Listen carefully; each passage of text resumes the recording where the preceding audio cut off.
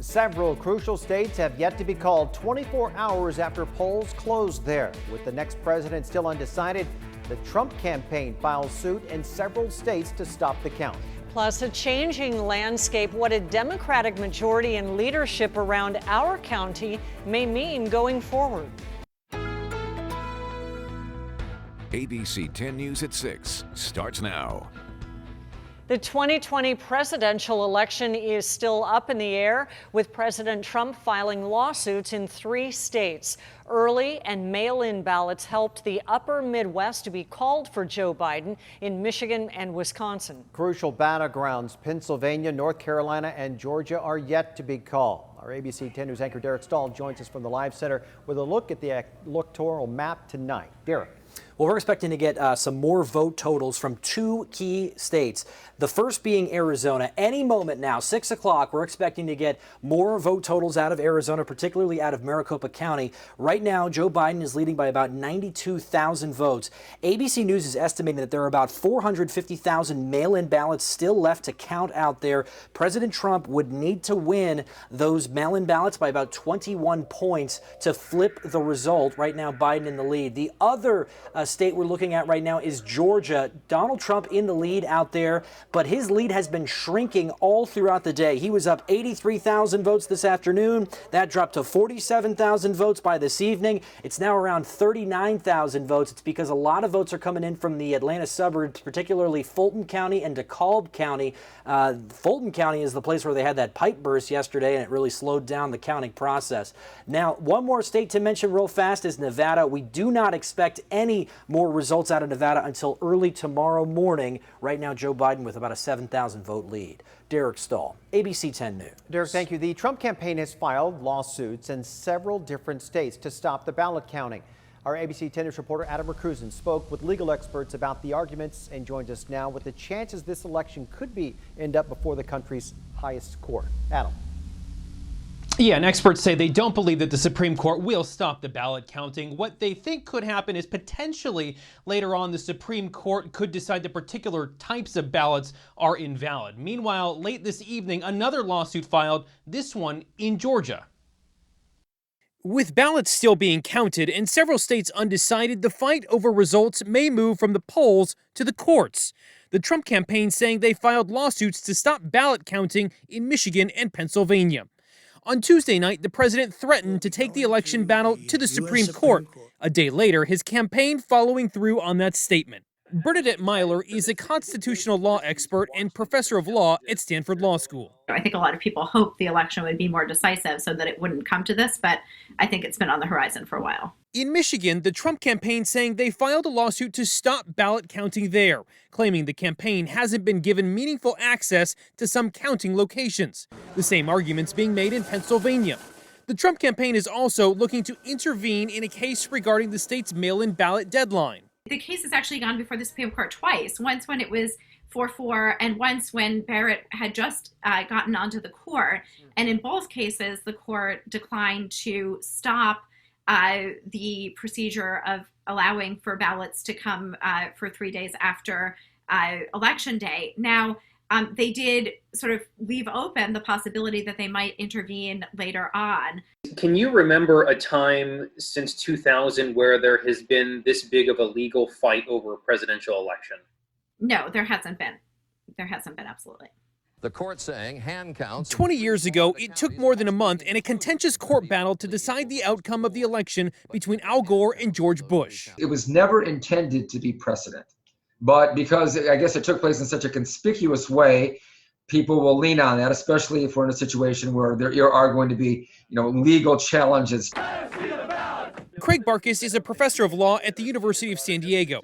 I asked him if the country could see a similar type of situation. You can draw some parallels here as to, well, how willing are courts going to be, is the Supreme Court going to be to insert itself into this situation? Most obvious example is Pennsylvania. So will that actually happen? Experts say without facts of wrongdoing or any type of evidence, the justices have signaled in previous rulings that they prefer not to weigh in on those cases. Meanwhile, today, just as he said last night, Joe Biden saying that every vote needs to be counted. Clearly, every American wants this to be over, wants a result. In these lawsuits, how fast can we expect courts to make a decision, and how long can the lawsuits be filed?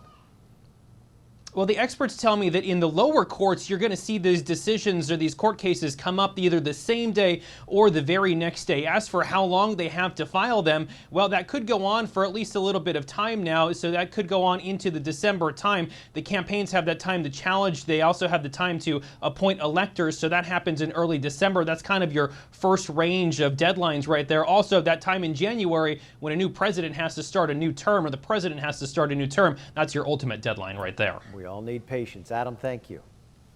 Looking at the race for San Diego mayor, Assemblymember Todd Gloria currently leads Councilmember Barbara Bree by about 60,000 votes, but there are still hundreds of thousands of votes to process. No winner has been declared at this hour. ABC 10 News caught up with both candidates today. Speaking outside his campaign headquarters, Gloria described his goals for his first 60 days in office if elected. We're going to find ourselves in an unprecedented time, dealing with a public health pandemic, an economic recession, a host of crises all at once. And so my first focus is going to be on assembling the best team of professionals that I can find to help me govern the city, an administration that's as diverse as the city we're seeking to lead, and to make sure that we're collaborating with the city council so that we're not at odds. And Bree declined an interview today, but her team did send us a statement saying, "We know from our experience in the primary when we were way behind on election night that it's not over until it's over, and there are still a lot of ballots to count, so I will reserve judgment while the remaining ballots are counted." And regardless of who wins, a Democrat will lead San Diego, and with a Democrat majority city council and a Democrat majority on the county board of supervisors possibly, we will take a deeper look at that shift in San Diego County politics coming up. Republican Darrell Issa spoke at his Vista campaign headquarters just a few hours ago, expressing confidence with his current lead over opponent Amar Campa-Najjar in the race for the 50th Congressional District. Votes are still being counted in this race, but current numbers do show him with 52% of the vote. Campa-Najjar is trailing at 47%. Our ABC 10 News reporter Jennifer KASTNER explains what's next. In ISSA's press conference, he said he looks forward to serving the people of this nation, state, and district. Standing outside his Vista headquarters Wednesday, Republican Darrell Issa told reporters he's comfortable he'll stay ahead of his opponent, Democrat Amar Campa-Najjar, in the run for a seat in California's 50th congressional district. Statistically impossible for him to win. With probably 60,000 votes left to come in, he'd need 22 or more percent. Issa is a veteran politician looking to return to Congress after a 2-year hiatus. He represented coastal North County's 49th district until 2018, but decided not to run for re-election as that district turned blue. I've already spoken with congressional leadership, and I'm prepared and planning to go back to what will be a very unusual freshman orientation for somebody with 18 years. ABC 10 News spoke to Campa-Najjar late Tuesday after polls closed, when early returns showed that he and Issa were still neck and neck. Obviously, we know we've had a strong campaign that put people before politics and country over party, and it's showing in this ruby red district. We're transcending partisanship. The 31-year-old has continued trying to flip the historically red district, which spans parts of East, North, and Riverside counties. He previously lost to former Congressman Duncan Hunter, who resigned this year after pleading guilty to a felony campaign fraud charge. Wednesday, Campa-Najjar's office sent a statement reading in part, "We're still looking at the returns with a measure of hope and urge every last vote to be counted." ABC 10 News reached out to Campa-Najjar's office Wednesday for an interview, but our request was declined. Jennifer KASTNER, ABC 10 News. Results are still coming in. We'd like to bring in Dr. Kira Green with the Center on Policy Initiatives. She has been helping us to dig into the races and the results throughout this election season. Thank you, Dr. Green, for joining us once again. And in the presidential election, Joe Biden is currently leading in the electoral vote. States that previously went for President Trump in 2016, Michigan and Wisconsin, have now been called for Biden. Based on what has been called at this point and where the votes are still being counted, what are the paths to victory for both candidates? Well, this is an election where the President of the United States absolutely needs the state of Pennsylvania if he has a pathway back to the White House. Without that, even if we give him the 3 votes from Alaska, which is pretty expected, this is a tough go for him. He has to get Pennsylvania. Whereas Vice President Biden does have multiple pathways, even without Pennsylvania. If he continues to hold leads in Arizona and Nevada, he can win with those, and he can win with a mix of other things. Obviously, Pennsylvania alone would put him over the total. So this is a race that's gotten much better for Joe Biden. And here in San Diego, Assemblymember Todd Gloria currently holds, as we've shown here, about a 61,000 vote lead over Councilmember Barbara Bree. The Register of Voters says that it still needs to process about 370,000 votes. So it's not clear how many of them are from the city of San Diego, but could Bree still narrow this race? I think this is a possibility. It's, obviously the lead is quite large for Todd Gloria, but we know 2 things. We know that it's important. We've seen this across the country, that counting every vote matters.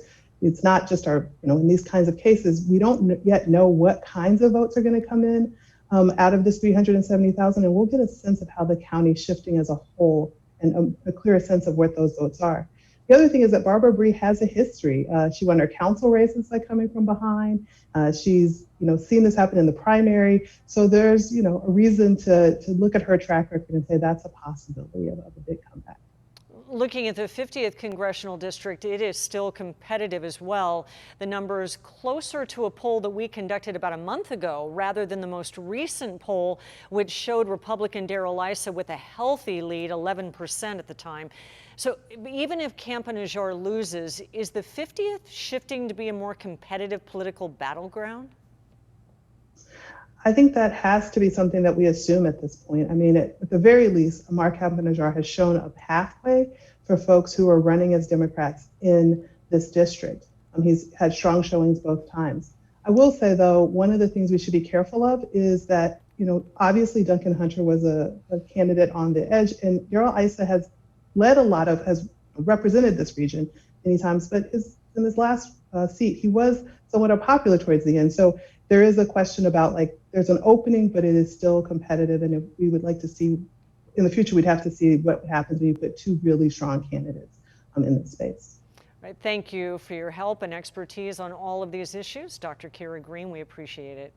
For more results and the latest updates as they come in, be sure to head to 10news.com and check out our Election 2020 section. And ABC 10 News will air a 1-hour special on this historic election tonight at 10 p.m. You can watch it right here on ABC 10, followed by ABC 10 News at 11.